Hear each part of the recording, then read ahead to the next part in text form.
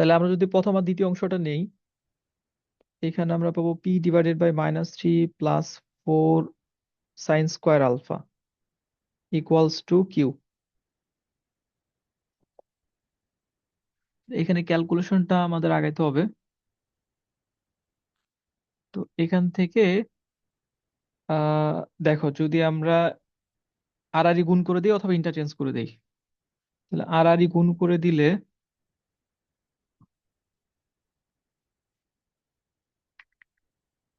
-3 plus 4 sine square alpha equals to লেখা যায় P by Q.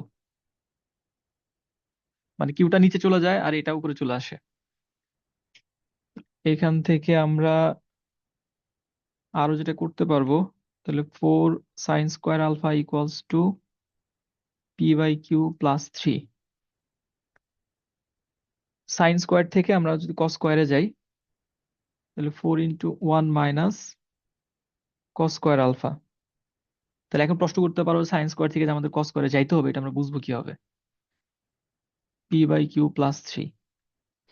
দেখো আমাদের এই যে দ্বিতীয় অংশ যেটা q/1 বা Q equals to R by 2 cos alpha, তাহলে এই দুইটা অংশের মধ্যে আমরা যখন সম্পর্ক দেখাবো, তখন ওই জায়গা থেকে আমাদের আর এর মানটা আসবে। আর আর এর মানের মধ্যে আমাদের যেটা প্রমাণ দেখাইতে হবে, এই প্রমাণের মধ্যে আমাদের শুধুমাত্র Q R Q minus P, কোনো সাইন বা কস এরকম কোনো কিছু তো নাই। তাহলে ওইটা আমাদের রিপ্লেস করতে হবে। তো এই জন্য এখান থেকে আমরা কজে চলে যাচ্ছি। তো ওই মানটা আমরা আবার এখানে বসাই দিব, কজ বা কস স্কোয়ার যেটাই হোক আর কি। তাহলে এখান থেকে আমাদের আসতেছে 4 দ্বারা গুণ করে দিলে 4 minus 4 cos square alpha equals to P by Q plus 3, বা -4 cos square alpha equals to P by Q plus 3 minus 4।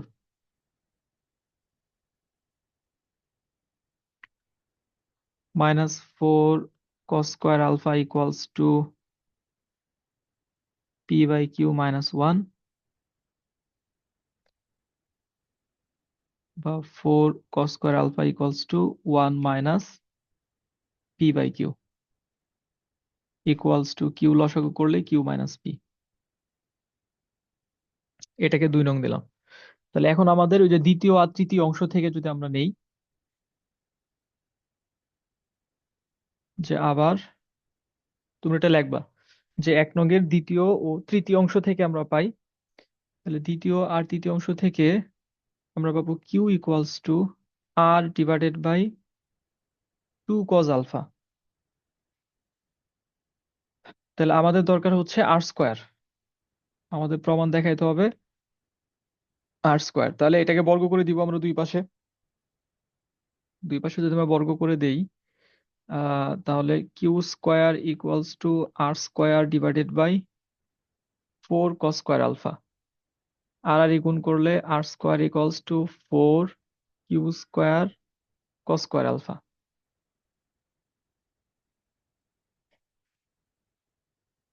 4 Q square, এখানে আমরা পাইছি হলো 4 কস স্কোয়ার আলফা, তাহলে 4 আমাদের রাখার দরকার নাই। এই 4 এবং এই কস স্কোয়ার আলফা এটার পরিবর্তে আমরা এখান থেকে বসাতে পারবো Q minus P divided by Q. তাহলে এখন কাটাকাটি করলে আমাদের অ্যান্সার চলে আসতেছে Q into Q minus P. উপর নিচে কিউ ক্যান্সেল হয়ে গেছে। তো এটাই আমাদের দেখাইতে বলছে। পুরো অঙ্কটা ক্যালকুলেটিভ বলা যায়। এখানে তোমার মেজর যে অংশটা, এই যে এই অংশটা এতদিনে তোমাদের পারার কথা। মানে গত ক্লাস এবং আজকের ক্লাসে আমরা লামির উপপাদ্য সম্পর্কে যা জানছি, তোমার শুধু বলগুলো আইডেন্টিফাই করা। এখানে 3টা বল বলছে, কোনগুলাকে প্রপারলি ধরে নেওয়া, যে পি এবং আর এর মধ্যবর্তী তুমি আলফা ধরলে এটা 2 আলফা হবে, আর এটা পুরাটা যেহেতু 360 ডিগ্রি, 360 ডিগ্রি মাইনাস 3 আলফা। এই লামির উপপাদ্যটা অ্যাপ্লাই করার পর বাকিটুকু পুরাটাই হচ্ছে তোমার ধারাবাহিক ক্যালকুলেশন। তো এই ক্যালকুলেশনের অংশটা যদি ভালোভাবে আয়ত্ত না থাকে, তাহলে এই অঙ্কগুলাও পরীক্ষার সময় দেখা যায় যে না মিলাইতে পারার মতো ঘটনা ঘটে।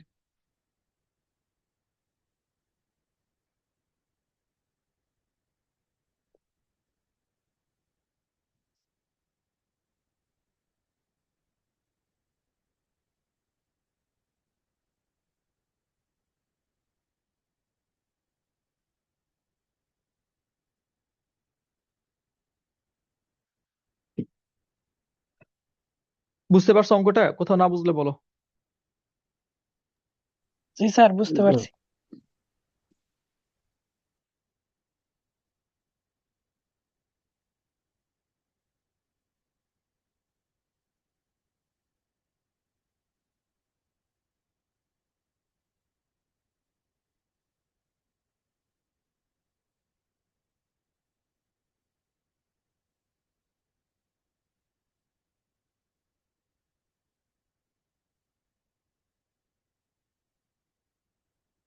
আচ্ছা, তাহলে চলো আমরা পরের অঙ্কে যাই।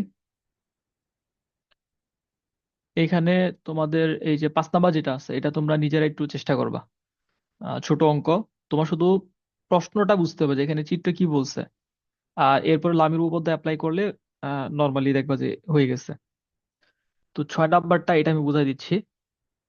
এটাও ছোট অঙ্ক করাই আছে, বাট চিত্রটা ভালো করে বুঝতে হবে বা এখানে কনসেপ্টটা কি বলছে এটা বুঝতে হবে।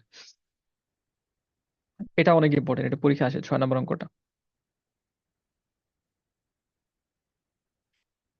দেখো, তোমাকে এখানে দুইটা সিচুয়েশনের কথা বলছে। পি এবং কিউ দুইটা বল, যথাক্রমে একটি হেলানো তলের দৈর্ঘ্য ও ভূমির সমান্তরালে, এই জায়গাটা তোমাকে একটু বুঝতে হবে।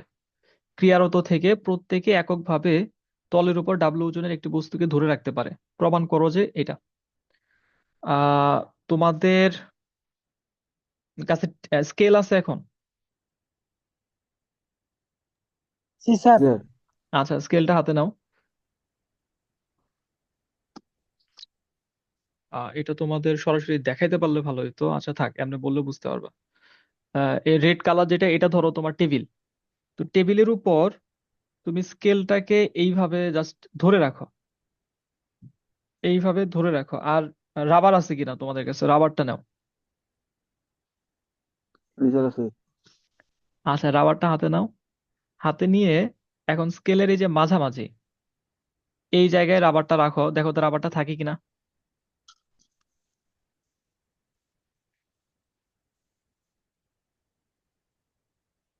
কোন জায়গায়?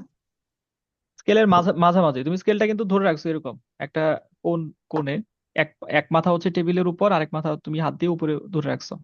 এখন স্কেলের একেবারে মাঝখানে তুমি কাটার অথবা রাবার যেটা আছে তোমার কাছে ওইটা রেখে দেখো যে এটা গড়ায় পড়ে না ওইখানেই বসে থাকে।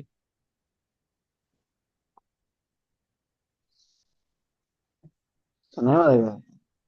গড়ায় পড়ে যাচ্ছে না? জি স্যার। জি স্যার। আচ্ছা, এখন ওইটাকে, রাবারটাকে তুমি স্কেলটাকে ওইভাবে ধরে রাখো। রাবারটাকে যদি তুমি ধরো এই জায়গাটায় ঠিকভাবে রাখতে চাও, তাহলে দেখো এটা দুইটা ওয়ে আছে। তুমি আঙ্গুল দিয়ে যদি সোজা, এরকম সোজা যদি রাবারের উপর চাপ দাও, তাহলে দেখো রাবারটা স্থির থাকবে। এটা গেলো একটা ওয়ে। আরেকটা হচ্ছে, তুমি যদি রাবারের নিচ থেকে উপরের দিকে, এই দিকে, মানে স্কেল বরাবর এই দিকে যদি সাপোর্ট দাও, তাহলেও এটাকে স্থির রাখতে পারবা। আমার কথাটার সাথে মিলাইতে পারতেছো কিনা দেখো। একটা হলো জি স্যার। সরাসরি স্কেল বরাবর তুমি ধাক্কা দিলা, রাবার স্থির থাকবে। আরেকটা হচ্ছে মানে এটা হলো ভূমি সমান্তরাল। আরেকটা হচ্ছে স্কেল যেদিকে এইদিকে নিচে থেকে উপরের দিকে তুমি রাবারটাকে সাপোর্ট দিলা, তারপরে ওইটা এই জায়গায় তুমি রাখতে পারবা। রাখা যাচ্ছে না? জি স্যার। আচ্ছা, এই এই কথাটাই এখানে বলছে। তোমাকে বলছে যে একটা হেলানো তল, এই হেলানো তলটাই হচ্ছে তোমার স্কেল। এই হেলানো তলের উপর একটা বস্তুকে আহ ডাব্লু ওজনের, হ্যাঁ ডাব্লু ওজনের একটা বস্তুকে রাখা হয়েছে। এখানে প্রথমে বলছে কি, যে তলের দৈর্ঘ্য এবং ভূমির সমান্তরালে। তলের দৈর্ঘ্য মানে কি? তলের দৈর্ঘ্য মানে এই যে হেলানো তল যেটা, স্কেল যেটা, এই স্কেল বরাবর তুমি যে নিচ থেকে উপরের দিকে যদি সাপোর্ট দিয়ে রাখো, তাহলে যেহেতু এই রাবারটা তুমি স্থির রাখতে পারতেছো। এইটা হচ্ছে একটা সিচুয়েশন, এই যে তলের দৈর্ঘ্য বরাবর ক্রিয়ারত একটা বল, একটা বলের মাধ্যমে তুমি এই বস্তুটাকে এখানে স্থির করে রাখছো। আচ্ছা, আরেকটা কি বলছে, ভূমি সমান্তরালে। তোমার ভূমি ছিল এই যে লাল দাগ যেটা, বা তোমার টেবিল যেটা। তো তুমি যদি সোজা এইভাবে প্রেসার দাও, এটার উপর চাপ দাও, তাহলে কিন্তু তুমি ভূমির সমান্তরালে চাপটা দিচ্ছ, প্রেসারটা দিচ্ছ, এবং তারপরেও এটাকে স্থির রাখা যাচ্ছে। এই দুইটা ভিন্ন ক্রাইটেরিয়া বা ভিন্ন কেস নিয়ে আমাদের অঙ্কটা করতে হবে। এখানে দেখো দুইটা চিত্র আছে, এখন তোমরা খেয়াল করো এদিকে। তাহলে এই যে প্রথম যে চিত্রটা, এই চিত্রে তোমাকে বলছে যে এইখানে বস্তুটা আছে, আর এই বস্তুটাকে তুমি এই যে নিচে থেকে, মানে তোমার স্কেল যেদিকে ছিল ওই দিকে তুমি যে প্রেসারটা দিছো বা বলটা প্রয়োগ করছো, এইটা হচ্ছে সেই সিচুয়েশন। মানে তোমার স্কেল যেদিকে, তুমি ওই দিকেই রাবারটাকে ধাক্কা দিয়ে স্থির করে রাখছো। আর পরের চিত্রটা কি, এই চিত্রটা বলছে যে তুমি সোজা রাবারের উপর ধাক্কাটা দিছো, নিচ থেকে না। একেবারে রাবারটা এখানে আছে, তুমি সোজা তার উপর ধাক্কা দিছো, তাহলে এই ধাক্কাটা এই যে কিউ বল, এটা গেছে হচ্ছে তোমার ভূমি সমান্তরালে। তাহলে এই দুইটা কেস বা দুই ক্ষেত্রে আমাদের লামির উপপাদ্য, যেহেতু দুই ক্ষেত্রেই এটা সাম্যাবস্থায় থাকবে, লামির উপপাদ্য অ্যাপ্লাই করে তারপর আমাদের যে প্রমাণটা বলছে এই প্রমাণটা নিয়ে আসতে হবে। তাহলে অঙ্কটা খুবই সহজ, আমি বুঝাই দিচ্ছি। দেখো আমাদের যে কথাগুলো প্রশ্নে বলছে আমরা শুরুতে ওটা ধরে নিব। যে ধরি ভূমির সাথে আলফা কোণে হেলানো ও এ তল, এটাই হচ্ছে ওই যে স্কেল, যে স্কেলটা তুমি ধরছিলা। এই তলের উপর বি বিন্দুতে ডাব্লিউ ওজনের একটা বস্তুকে রাখা হলো। এই বস্তুটাই হচ্ছে তোমার রাবার, আর যেখানে তুমি রাখছিলে সেটাই হচ্ছে বি বিন্দু। রাবারের ওজন হচ্ছে ডাব্লিউ। এবং কি হয়েছে, এটাকে তলটির দৈর্ঘ্যের সমান্তরালে কার্যরত পি বলটি এটাকে স্থির অবস্থা রাখে। এই দৈর্ঘ্যের সমান্তরাল বলতে বোঝাচ্ছে স্কেল যেই দিকে, মানে তোমার হেলানো তলটা যেই দিকে, তুমি ওই দিকেই নিচ থেকে ওই দিকেই তুমি এটাকে বল প্রয়োগ করে স্থির রাখছো, সাম্যাবস্থায় রাখছো, আর সেই বলটা হচ্ছে বি বল। তলটির উপর বস্তুটির উল্লম্ব চাপ আর, এটাকে ধরা হয়েছে, মানে বস্তুটা তলের উপর একটা চাপ প্রয়োগ করবে, এটাকে আর ধরা হয়েছে। বি বিন্দুতে আহ পি, ডাব্লিউ, আর, এই যে তিনটা বল, এই তিনটা বল সাম্যাবস্থা সৃষ্টি করে, সুতরাং লামির সূত্র থেকে পাই। আচ্ছা, এখানে আরেকটা জিনিস বলা দরকার, সেটা হচ্ছে তোমার স্কেলটা, সাপোজ এই যে স্কেলটা তুমি ধরছিলা, এই স্কেলটা যদি তুমি টেবিলের উপর রেখে দাও, তখন কিন্তু স্কেল এবং টেবিলের মধ্যে কোনো কোণ থাকবে না, 0 ডিগ্রি। এবং রাবারটা যদি তুমি তার উপরে রাখো, স্কেলের উপরে রাখো, তখন কি হবে, ওই রাবারটা সোজা নিচের দিকে, মানে আমাদের এটা একটু দেখায় বললে ভালো, ধরো এটা হচ্ছে তোমার টেবিল, আর তোমার স্কেলটা হচ্ছে গ্রিন কালার, তুমি এটার উপরে রেখে দিছো। এখন এটার উপর যদি তুমি একটা রাবার রাখো, তাহলে এই রাবারটা সোজা নিচের দিকে ডাব্লিউ ওজন ক্রিয়া করবে। এখন ধীরে ধীরে যখন, আর এটার বিপরীত দিকে প্রতিক্রিয়া বলটাও থাকবে সোজা বিপরীত দিকে। যখন তুমি স্কেলটাকে ধীরে ধীরে উঠাচ্ছ, সাপোজ আরেকটা কেস আমরা যাই, এখানে স্কেলটাকে তুমি এই পজিশনে নিয়ে গেলা। তাই এই পজিশনে নিয়ে গেলে এই যে যতটুকু কোণে এটাকে তুমি উপরে উঠাইলা, এটার প্রতিক্রিয়া বলটা, যখন এই যে আগের কেসটা, এই কেসে তার প্রতিক্রিয়া বল ছিল সোজা উপরের দিকে, এরকম ছিল। এখন কিন্তু আর ওইরকম থাকতে পারবে না।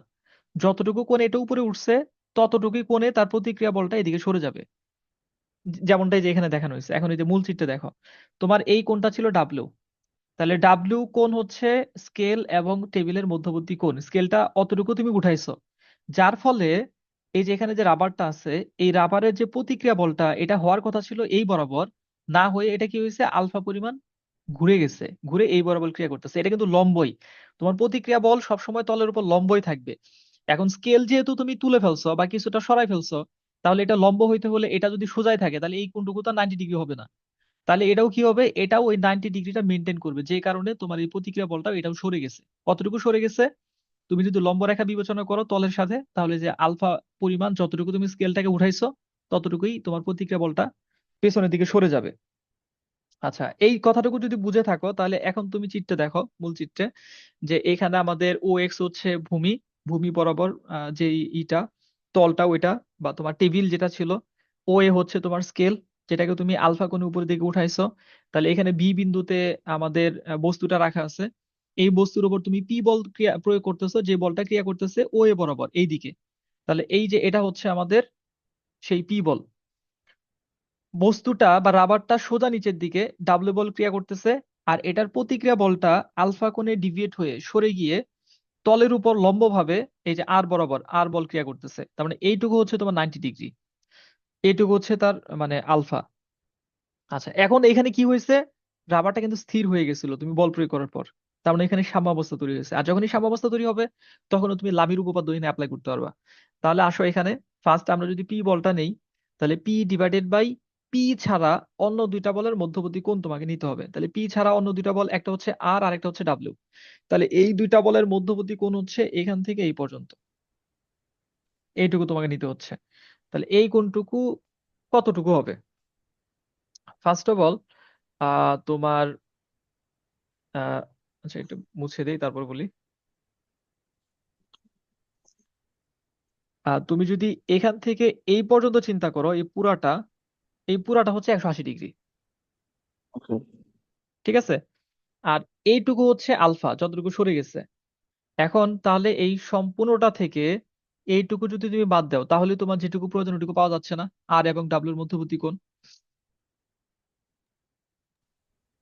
জি স্যার। এই জন্য দেখো এখানে লেখা হয়েছে P divided by sine 180 degree minus alpha. বুঝতে পারছো? জি জি স্যার। স্যার। আচ্ছা, এরপর আসো ডাব্লিউ। ডাব্লিউ যখন নিচ্ছি তখন কোনো ঝামেলা নাই। ডাব্লিউ ছাড়া একটা বল হচ্ছে আর বল, আরেকটা হচ্ছে পি বল। তাহলে পি হচ্ছে ও এ বরাবর, আর হচ্ছে তলের উপর মানে তোমার স্কেলের উপর লম্ব। তাহলে এটুকু হচ্ছে 90 degree, W divided by sine 90 degree. আরেকটা হচ্ছে আর বল, আর ডিভাইডেড বাই, এই এই জায়গায় তোমাকে আবার একটু বুঝতে হবে। তাহলে আর হচ্ছে আমাদের এই বলটা, তাহলে এই বল ছাড়া আমাদের বল হচ্ছে পি বল আর হচ্ছে ডাব্লিউ বল। তাহলে পি এবং ডাব্লিউর মধ্যবর্তী কোণ এইটুকু। নর্মালি তোমার মনে হতে পারে 90 ডিগ্রি, এখানে কিন্তু 90 ডিগ্রি না। তাহলে এখানে কত ডিগ্রি? এখানে তোমার এই যে স্কেলটাকে উঠানোর ফলে লব্ধি সরে গেছে কতটুকু? আলফা পরিমাণ। তাহলে এই যে আলফা পরিমাণ সরার পরে যে কোণটুকু, এইটুকু হচ্ছে 90 ডিগ্রি। মানে তোমার প্রতিক্রিয়া বলের সোজা পিছন দিকে যদি তুমি চলে আসো, তার সাথে তোমার এই যে তল যেটা আছে হেলানো তল, সে 90 ডিগ্রি কোণ উৎপন্ন করে। আর এইটুকু হচ্ছে আলফা।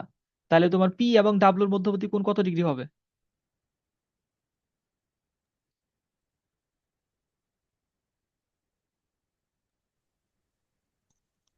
90 plus alpha. হ্যাঁ, চিত্র দেখে বলো আর কি, এখানে দেখে বলো না।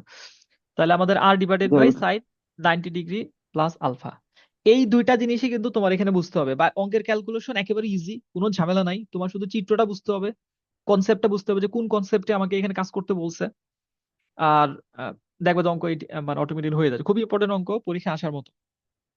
তারপরে দেখো এখান থেকে যে সাইন 180 ডিগ্রি মাইনাস আলফা, এটা সাইন আলফাই হবে। ডাব্লিউ ডিভাইডেড বাই 90 ডিগ্রি মান 1। আর আর আমাদের এখানে দরকার নাই প্রমাণের জন্য। আমাদের প্রমাণে যেটা চাইছে 1/p² minus 1/q² equals to 1/w²। তাহলে পি কিউ আর ডাব্লিউর মধ্যে সম্পর্ক চাইছে। তাহলে এই জন্য এই তিনটা থেকে লামির উপপাদ্য অ্যাপ্লাই করার পর আমরা P by sine alpha equals to Q by 1। তাহলে আমরা পি এর মানটা এখান থেকে পাবো, P equals to W sine alpha. শেষ, আমরা একটা অংশ করে ফেললাম। এখন দ্বিতীয় যে সিচুয়েশনটা বলছে, এইখানে তুমি বল প্রয়োগ করতেছো ওই যে সোজা, মানে তোমার হাতটা সোজা দিয়ে তুমি যে প্রেসারটা দিছিলা। তাহলে এই বলটাকে ধরা হয়েছে কিউ বল। তাহলে এটা ক্রিয়া করতেছে ভূমি সমান্তরালে। তাহলে ভূমি হচ্ছে ও এক্স, মানে তোমার টেবিল যেদিকে, তোমার বলটাও এখন ওইদিকে ক্রিয়া করতেছে। এখানে রাবারটা আছে, স্থিতাবস্থায় আছে। তাহলে এখানেও আমাদের তিনটা বল, পি কিউ আর, সেই তিনটা বলকে এখানে ধরা হয়েছে আহ মানে বইতে যেভাবে ধরছে। তুমি এখানে এর আগে কি ধরছিলা? পি বল। তাহলে প্রশ্নে তোমার যেহেতু এখানে উল্লেখ করে দিচ্ছে, এখানে অন্য কিছু ধরার সুযোগ নাই। পি এবং কিউ বলের কথা বলছে, তাহলে দ্বিতীয় কেসে তোমাদের যেখানে ছিল পি বল ওইখানে ধরতে হবে কিউ বল। আর লব্ধি বল ডাব্লিউ, সরি লব্ধি না, এই যে বস্তু ওজন যেটা নিচে দিকে ক্রিয়া করতেছে, এটা আমরা চেঞ্জ করতে পারবো না। শুধু প্রতিক্রিয়া বল যেটা, এইটা তোমার ইচ্ছা মতো তুমি এখানে ধরতে পারো। তাহলে আগের কেস, প্রথম কেসে এটা ছিল আর, এই কেসে এটাকে ধরা হয়েছে আর প্রাইম। ওই কথাগুলাই এখানে বলছে, প্রশ্নে যে কথা ছিল ওই কথাই ভাষাময় সৃষ্টি করছে। তাহলে সুতরাং লামি সূত্র থেকে আমরা পাই, এখন একটা একটা করে বল ডিভাইডেড বাই আহ অন্য দুটা বলের মধ্যবর্তী কোণের সাইন। তাহলে প্রথমে কিউ বল নাও, Q divided by sine 180 degree minus alpha. এটা কিভাবে আসলো? এই যে আমাদের কিউ বল, তাহলে এটা ছাড়া বল হচ্ছে আর প্রাইম আর হচ্ছে ডাব্লিউ। তাহলে এই দুইটার মধ্যবর্তী কোণ হচ্ছে এইটুকু। তাহলে তোমার যেহেতু এখান থেকে এই পর্যন্ত হচ্ছে 180 ডিগ্রি, এইটুকু হচ্ছে আলফা। সো আগের মতোই ব্যাখ্যাটা এখানে আগের মতোই। তাহলে আমাদের W Q divided by sine, এই পুরাটা থেকে 180 ডিগ্রি থেকে আলফাটা বাদ দিলেই হচ্ছে 180 ডিগ্রি মাইনাস আলফা। তারপরে ডাব্লিউ তে আসো, এটা হচ্ছে আমাদের ডাব্লিউ। তাহলে আমাদের বল নিতে হবে এখন এইটুকু। এখন তলের সাথে প্রতিক্রিয়া বল যদি লম্ব হয়, তলের সাথে প্রতিক্রিয়া বল এইটুকু যদি লম্ব হয় 90 ডিগ্রি হয়, তাহলে তার সাথে এই যে এখানে আছে আলফা, আলফা কোণ এটা ক্রিয়া করতেছে। এটা কিভাবে আসছে? ওই যে অনুরূপ কোণ হিসাবে আমাদের ও এক্স বি কিউ বা বিসি, যেটা ধরো এটা যেহেতু সমান্তরাল এবং স্কেল যেটা, এটাকে আমরা ছেদক হিসাবে চিন্তা করতে পারি, তাহলে এই কোণ আর এই কোণটা সমান হবে। তাহলে এখন তোমার স্বাভাবিকভাবে বোঝা যাচ্ছে যে আর এবং কিউ এর মধ্যবর্তী কোণ হবে 90 ডিগ্রি প্লাস আলফা। এই যে সাইন 90 ডিগ্রি প্লাস আলফা। আর আর প্রাইম যদি আমরা নেই, আর প্রাইম নিলে আর প্রাইম মানে কি? তাহলে আমাকে নিতে হবে অপর দুইটা বলের মধ্যবর্তী কোণের সাইন। তাহলে আর প্রাইম হচ্ছে এইটা, অন্য দুইটা বল, একটা কিউ বল আর একটা ডাব্লিউ বল। তাহলে এই দুইটা বলের মধ্যবর্তী কোণ ক্লিয়ারলি দেখা যাচ্ছে এখানে, এটা 90 ডিগ্রি হবে। তাহলে সাইন 90 ডিগ্রি। তাহলে এখান থেকে তুমি আবার কি করবা, প্রথম দুইটা অংশ নিয়ে কিউ এর মান বের করবা, Q equals to W tan alpha. তো এরপর আমাদের মান বসাই দিলেই প্রমাণ চলে আসে। এটা 1/কিউ স্কোয়ার 1/পি স্কোয়ার, এই জায়গায় পি কিউ এর মান বসাইলেই দেখো তোমার প্রমাণটা হয়ে যাবে। এখন তোমরা একটু ভালো করে দেখো, বইয়ের মধ্যে এটা করা আছে যেহেতু, এই জন্য আমি আর লিখেই করলাম না, বুঝাই দিলাম যতটা পারা যায় ডিটেলস। তোমাদের কোনো কনফিউশন থাকলে বলো, কোনো জায়গায় যদি না বুঝে থাকো।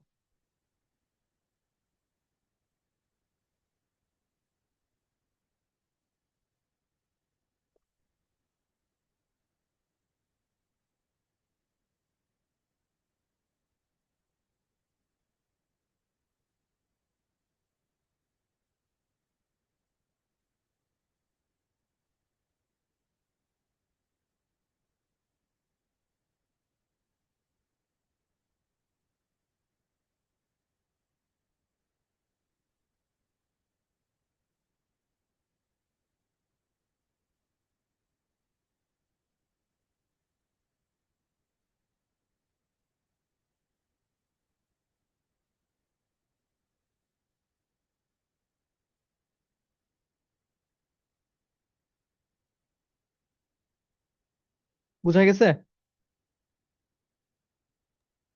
জি স্যার।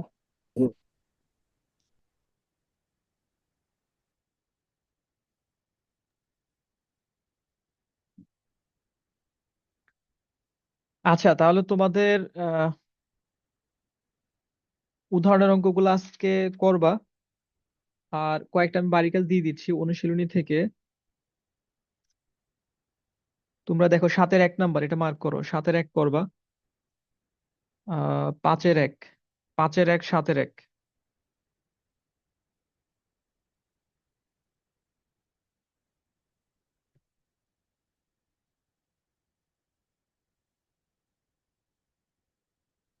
তারপর 10 নাম্বার,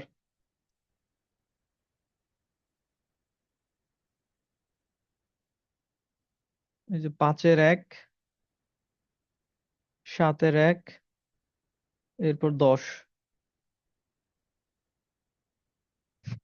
এই 3টা অঙ্ক তোমাদের বাড়ির কাজ থাকলো। আর 3-এর যে 2টা অঙ্ক আছে, 2টা অঙ্ক আমি কালকে করে দিব, অন্তঃকেন্দ্রের ব্যাপার যেহেতু এখানে আছে। এইটা হয়তো বাড়ির কাজ দিলেও তোমাদের জন্য কঠিন হতে পারে।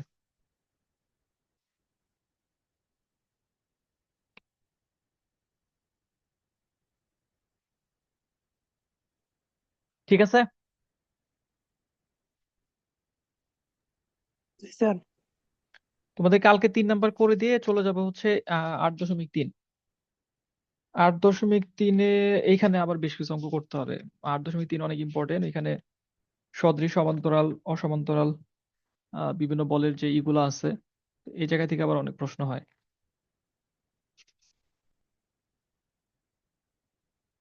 ঠিক আছে, আজকে এই পর্যন্ত।